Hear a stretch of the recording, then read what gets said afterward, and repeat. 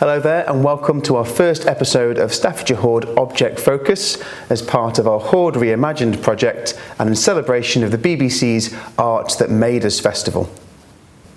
Today I'm looking at this silver pommel cap, one of the oldest objects in the Staffordshire Hoard. Experts have identified 4 phases in the Hoard metalwork. The first and last phase contains the majority of the silver objects, whilst gold dominates the middle 2 phases. And whilst gold is the dominant material in the Hoard by weight, there's still more than 1.5 kilograms of silver too.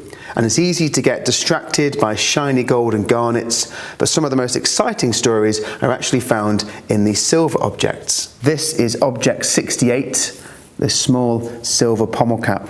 The pommel cap was originally gilded to look like gold, and when you look very carefully in some of the crevices in the silver work, you can see traces of that gilding.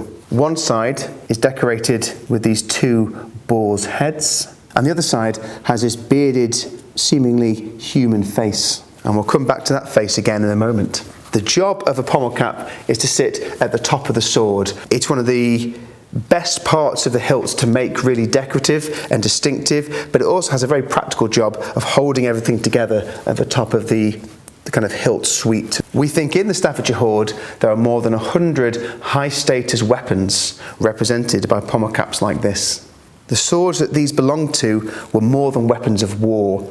They were status symbols for the warriors who wielded them, and for many of them, the swords may have had their own names, the swords may have even had their own life histories, and they have been handed down as heirlooms from generation to generation, and that's particularly true of objects like this. This pommel is one of the oldest objects in the Staffordshire Hoard.